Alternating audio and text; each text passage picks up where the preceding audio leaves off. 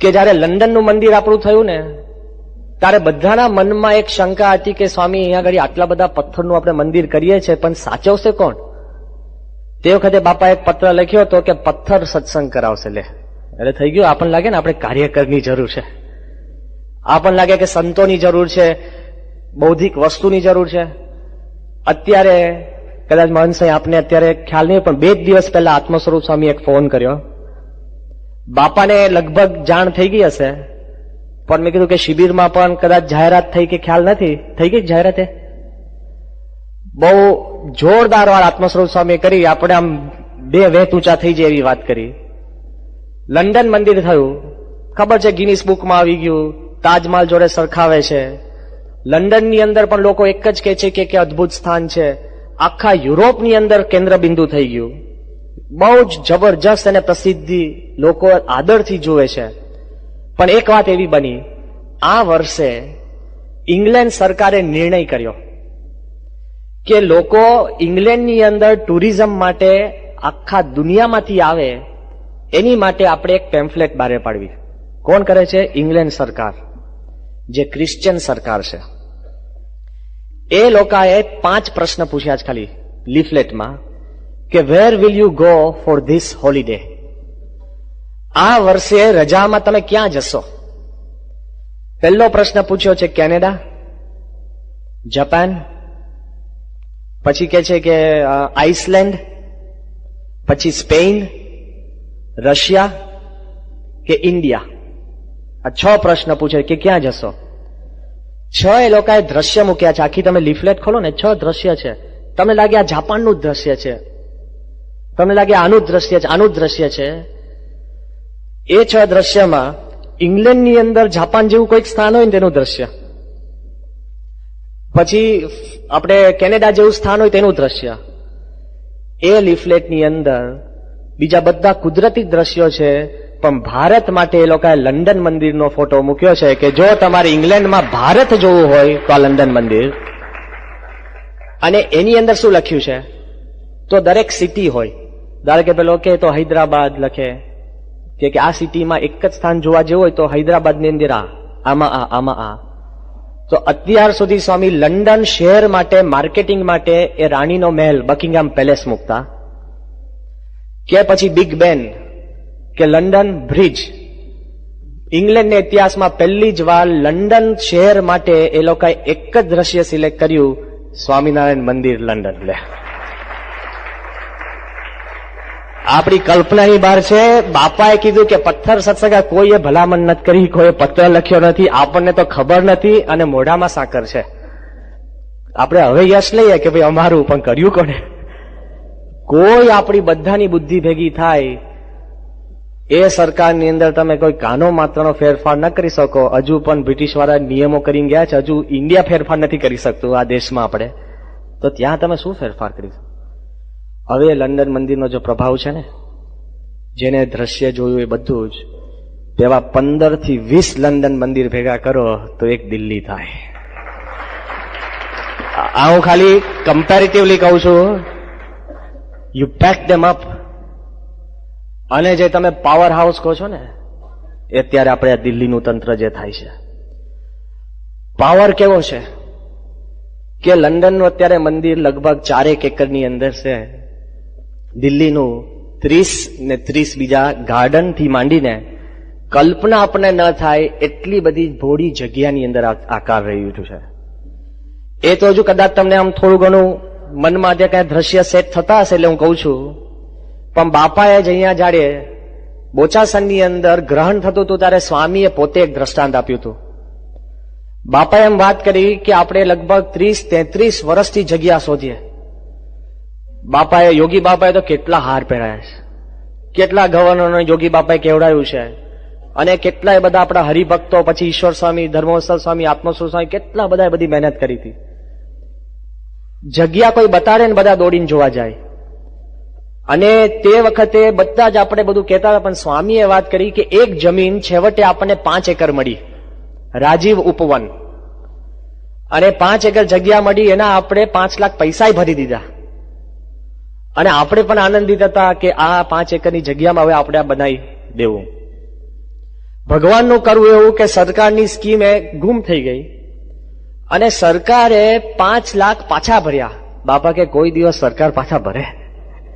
પણ ભગવાનને કેવું હતું કે આ 5 એકર ને 5 લાખમાં પૂરું થાય એવામાં મારે બેસવું નથી અને મારે કંઈક ભવ્ય સ્થાન ઉભું કરવું છે, એવું બાપાએ પોતે સંકેત કરીને કીધું હતું કે આપણા મનમાં ખબર નથી પણ એ યોગી જ મહારાજ બધું જાણે. જ્યારે જમીન મળીને સ્વામીની આંખની અંદર તમે જુઓ ને જે આનંદ કોઈક નાનો બાળક હોય ને, એટલો બધો અંતરમાં આનંદ. આરતી કરતા હતા પણ સ્વામીએ બધા સંતોને આજ્ઞા કરી કે આ જમીનને દંડવટ કરો. લે, આપણા બધાના મનમાં થાય કે આ જમીનને દંડવટ, અને તે વખત જમીનની તમે સ્થિતિ જુઓ ને, તમને લાગે અહીંયા કાંઈ ના થાય.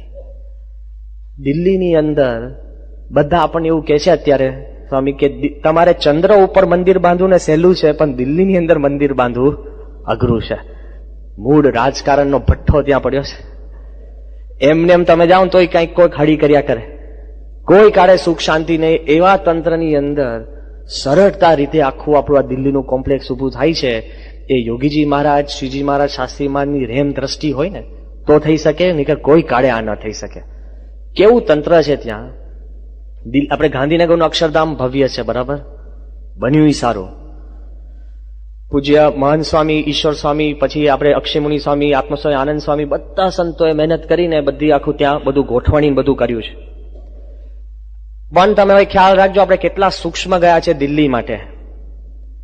જાણવા માટે હું કહું છું કે આપણે ભારતીય જે સ્થાપત્ય છે ને, એ ભારતીય સ્થાપત્યની અંદર જેમ જેમ ઇન્વેઝન આવી ગયા, એટલે ઇન્વેઝન એટલે આપણે શું કે છે ને, આક્રમણ. જેમ જેમ ભારત ઉપર આક્રમણ આવી ગયા એમ એમ દરેક આક્રમણ પોતાની રીતભાત, રિવાજ, ડિઝાઇન, વિચારો આપણી સંસ્કૃતિની અંદર મૂકતા ગયા. તો આપણું જે સ્થાપત્ય છે એમાં આપણે ઝરૂખા કહીએ, બાલ્કની કહીએ, પછી અમુક પ્રકારના મુસ્લિમ ટાઈપના કાંગરા કહીએ, આ છે તે છે, બધું જુદું જુદું બધું બદલાતું ગયું. અત્યારે જે આપણું ભારતીય સ્થાપત્ય એની અંદર પણ પર્શિયન, ઇસ્લામિક, પછી ગ્રીક, એ બધા સ્થાપત્યની અસર છે ને પછી સ્થાપત્ય બને છે. આપણે વિચાર શું કર્યો કે જો પ્યોર હિન્દુ સ્થાપત્ય ઉભું કરવું હોય ને તો 8મી થી 12મી સદીના દરેક સ્થાપત્યનો અભ્યાસ કરી, કારણ કે 12મી સદી પછી આક્રમણ શરૂ થયા. તો 8મી થી 12મી સદીમાં દરેક ભારતના અને ભારતની બહાર કેમ્પુચિયા ત્યાં મંદિરો છે, બધા મંદિરોનો અભ્યાસ કરી પછી આ દિલ્હી મંદિર થાય છે. છેલ્લા 800 વર્ષની અંદર આવું સ્થાપત્ય ભારત કે ભારતની બહાર નથી રચાયું, એવું સ્થાપત્ય ત્યાં દિલ્હીમાં બની રહ્યું છે. એટલે એમને એમ નથી પેલો કે નહીં આગળ થાંભલા મૂક્યા અને ચિત્ર મૂક્યા, એવું નથી. બહુ ડિટેલિંગ કરે છે બધા. એ ડિટેલિંગ કરી પછી ત્યાં કાર્વિંગ થાય, આ છે તે છે, તો બધું તંત્ર આખું સેટ થાય. અત્યારે તમે થોડુંક કલ્પના કરજો ધીરે ધીરે કે દિલ્હીમાં આપણે 900 કારીગર કામ કરતા હતા, 900. આપણે ગાંધીનગરમાં 900 કારીગરોએ કામ કર્યું હતું. અત્યારે દિલ્હીની અંદર 7000 કારીગર કામ કરે થાય છે ને. હજુ તો આપણે ઓ માય ગોડ, આખા ગામ ત્યાં એના ઘર આંગણે પથ્થર મુકાય, ક્યાંથી પથ્થર આવે, ક્યાં લઈ જાય. અત્યારે તમને ઘરે લેવા એક પથ્થર આપીએ ને તો તમને લાગે ક્યાં રાખીશ, કેમ લઈ જઈશ, શું ટેન્શન થઈ જાય. અરે ઘરમાં આપણે બાથરૂમ બનાવ્યો ને તો 1 વર્ષ વિચાર કરીએ અને 6 મહિના બનાવીએ અને પછી ઘરવાળા કહે કે આ નળ તો લીક થાય છે. લે, આ બધાનો અનુભવ હશે, હું કહું છું. 1.5 વર્ષ પછી પણ લીકિંગ નળ હોય. આ બાજુ 7000 ક્યાંથી ઇટલીથી કે પછી બંસીપાળપુરથી ત્યાંથી પથ્થર તૈયાર થાય, ત્યાંથી ત્યાં મૂકે અને તેના ઘર આંગણે જાય. એ પથ્થર એને કારીગર કરવાનો તો પછી થાંભલાની ઉપર જ ફિટ થવું જોઈએ, પછી એ ભેટાસર એની ઉપર ના જાય, નીચે ના જાય. બધું માઇક્રો મેનેજમેન્ટની વાત ચાલે છે. આ એ બધું તંત્ર આખું સેટ થતું હોય પણ એ કારીગરી કે આપણે પેલું જે કોતરકામની અંદર તો બધી વાત કરીએ ને, સ્વામી પાછા હર્ષદને ફોન કરે, ડાયરેક્ટ પ્રમુખ સ્વામી બધું કરે છે. આપણે બધા તો બધા નિમિત્ત હોય, અમે બધું પ્લાન કરીએ ને સ્વામી, લગભગ પ્લાન કરીએ ને એના કરતા 2-3 ગણું બાપા કરીને ડાયરેક્ટ સૂચન આપે. અને અડધું તો હું આપને કહું છું, એમાં ઘણું તો મને નથી ખબર દિલ્હીમાં શું ચાલે છે. સત્પુરુષ ડાયરેક્ટ જ બધું કરે છે. બીજા બધા તો નિમિત્ત હોય ને બધા થોડું થોડું બધા સેવા કરતા હોય. સ્વામી એને કહે કે આંગળી આમ અડધી જાય એટલી કોતર કામ કરવાની, પછી જોજે નીચે વધારે દેખાય, અહીંયા ઉપર પાછું થોડુંક જાડું કામ કરવાનું, જેથી કે નીચેથી દેખાય, ઉપર ત્યાં જો. એટલે સ્વામી કહે કે કમર પાછું મોટું થવું જોઈએ, નીચે ને બે સરખામણીમાં સરખા લાગે. શું છે આપણને લાગે ગુરુ છે કે આર્કિટેક્ટ છે? એટલું બધું ડિટેલિંગ, નાનામાં નાનું. અને એ પાછા જાય, હી વોન્ટ્સ પર્સનલ ચેકિંગ. પેલા કે ને આ તમારી સંસ્થા કેવી રીતના ચાલે છે, પ્રમુખ સ્વામીનું પર્સનલ ધ્યાન, વ્યક્તિગત કોન્ફિડન્સ તો આપણે એટલા માટે છે, બધામાં વ્યક્તિગત ધ્યાન સ્વામી રાખતા હોય છે. ક્યાં સુધી કે દિલ્હી મંદિરની અંદર નીચે આપણે ત્યાં હાથીનો થર આવે છે નીચે. ફરી વાર તમારું મન ઓપન કરજો કે અત્યારે સ્વામી ઇલોરા કૈલાસ મંદિરની અંદર 4 હાથી છે પથ્થરના. એ જોવા માટે આખી દુનિયામાંથી લોકો ફોટો પાડવા આવે. 4 પથ્થરના હાથી છે, આમ લાઈફ સાઈઝ જેવા, આટલા મોટા, આખી દુનિયામાંથી. અને ખુશખુશાલ થઈ જાય કે હાથીનું જે આખું ફોર્મ છે, આ છે તે છે. હવે વિચાર કરજો, એ હાથી માટે લોકો આટલા ખુશ થતા હોય, દિલ્હીની અંદર જે પથ્થરમાંથી હાથી બને, લાઈફ સાઈઝ હાથી, જીવંત હાથીનું વજન 2 ટન. ખ્યાલ આવી ગયો? જીવંત હાથીનું વજન 2 ટન. આપણે જે પથ્થરનો હાથી બનાવે છે ને, એ પથ્થરનું વજન એક હાથીનું 20 ટન. હા, બસ એવું થવું જોઈએ આપણને. આ છે ને સ્વામી શું કરે છે, 20 ટન એક પથ્થર કાઢે આ યોગેશ સ્વામી, અને લાઈફ સાઈઝ હાથી બને એવા 125 હાથી દિલ્હી મંદિરને ખાલી લિફ્ટ કરતા હશે. મંદિર તો ઠીક છે, હવે પછી શરૂ થાય. નીચે ખાલી સ્વામી એવું લાગે છે કોઈ નાસ્તિક માણસ હશે ને, જેને સ્વામિનારાયણ નહીં, કોઈ હિન્દુ ધર્મનો વેરી હોય, આ હોય તે હોય, આ હાથીને જોઈને ચક્કર ખાઈ જશે. મૂર્તિ તો હજુ ઠીક છે, અંદર જવાની વાત છે. સ્વામી એવી રચના કરે છે કે આવી જાઓ, કોઈ પણ ભક્ત હોય તેની માટે તો છે જ, વિરોધી હોય, આ હોય, પેલો આર્ટિસ્ટ હોય ને અમુક ચક્રમ, ત્યાં કઈ સેટ જ ના થાય કે ભગવાન નથી, ના છે તે છે, ઠીક છે. એ જયારે આ જોશે ને, પાછા એક પ્રકારના હાથી નહીં, એક ડિઝાઇન કરીને પેલા 125 ને કહ્યું એક બનાવ, એવું નહીં. એક હાથીની પાછળ કથા. જમણી બાજુની આખી વિંગ છે ને, એ વિંગ એલિફન્ટ્સ વિથ નેચર. જેટલી ભારત વર્ષની અંદર હાથી અને કુદરતની કથાઓ છે, એ બધી જ લાઈફ સાઈઝ કોતરકામ. એટલે આપણને ખબર જૂની કથાઓ, પેલા 4 આંધળા માણસો જોવા જાય છે કે હાથી શું છે, પછી એક કે સાપ જેવો છે, પૂંછડી પકડી, એક એનો પેટ પકડે છે કે દિવાલ જેવો છે હાથી, પેલો કે હાથી એટલે પગ જેવો છે, એવું બધી જે વાત હતી ને, થાંભલા જેવો. એટલે હાથી હોય જંગલમાં, પાછા માણસ એને ફીલ કરતા હોય, પાછી નીચે કથા. બધી જ વાત. એક સેક્શન એલિફન્ટ્સ વિથ નેચર, બીજું સેક્શન એલિફન્ટ્સ વિથ મેન, અને ત્રીજું સેક્શન એલિફન્ટ્સ વિથ ગોડ. નીચે પણ જાય તો કોઈક સંદેશ. અંદર જયારે જાય એમાં તો આપણે ઇટાલિયન માર્બલનું આખું ઇન્ટિરિયર, આખું આ છે મંદિર, અદભુત ત્યાં બને છે. 25 ફૂટના આખા પિલર્સ છે. પણ પહેલી વાર સ્વામિનારાયણ સંપ્રદાયની અંદર પણ એ પિલર ઉપર અત્યાર સુધી બધી નૃત્ય કરતી જે દેવ દેવતાઓ, કોઈને ખબર નહીં કયા દેવ દેવતાઓ છે, એક લઈને બધા મૂકી દે આપણે કે સારું છે. પહેલી વાર બાપાના સંકલ્પે એ પિલર્સ ઉપર 500 પરમહંસની મૂર્તિઓ કરીને આપણે ઉપર બેસાડીએ છીએ. જો તમારે શ્રીજી મહારાજ 500 પરમહંસ સાથે જોવા હોય તો સ્વામિનારાયણ સંપ્રદાયની અંદર દિલ્હી સિવાય બીજી કોઈ જગ્યાએ નથી. એટલું બધું એક કંઈક, એટલે બહુ વિચાર કરી, બધી જ આપણી ઉપાસના રીતે, બધી જ રીતે બહુ સારી રીતે આપણે બધું કામ કરીએ છીએ. અને એ જયારે બનતું હતું ને, તે જ પહેલા ભુજમાં ભૂકંપ આવ્યો. આપણે અત્યાર સુધી એવું કહેવાય છે, ખાલી એક વાત તમને ખ્યાલ, ટેકનિકલ થોડુંક જાણી લો. ભૂકંપ એટલે શું?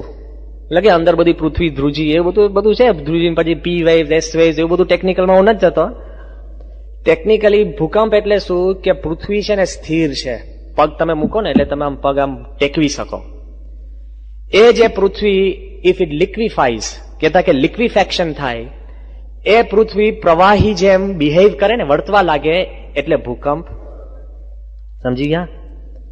કે પૃથ્વી પ્રવાહી જેમ થાય એટલે તમે પછી અલન થાવ, તમને લાગે સારું ચક્કર આવે છે, એમને એમ ચક્કર લાગે, પણ તું નહીં, નીચે હાલે છે બધું પ્રવાહી જેમ.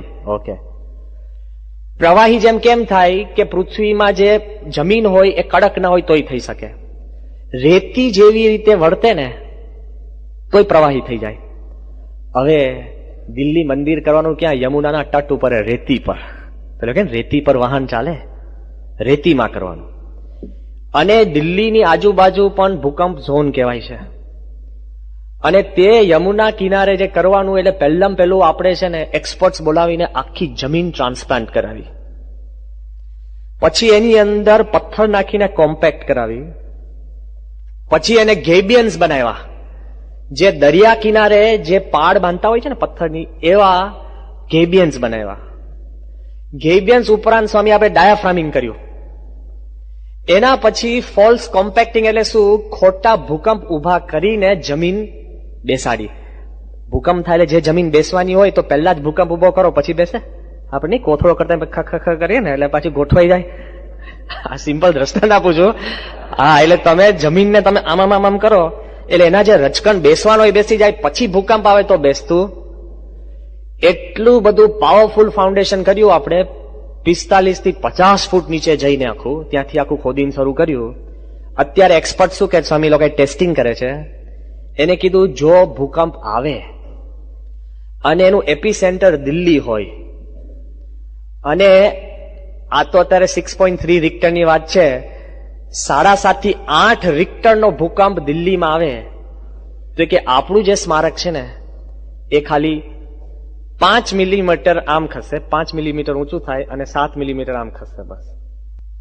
કેટલું સ્થિર! એટલા સ્થિર પાયા ઉપર સ્વામી આખી આ રચના કરી છે. મને લાગે છે લોકો પાયા જોવાય આવશે, એટલું પાવરફુલ આપણું આખું આ તંત્ર સ્વામી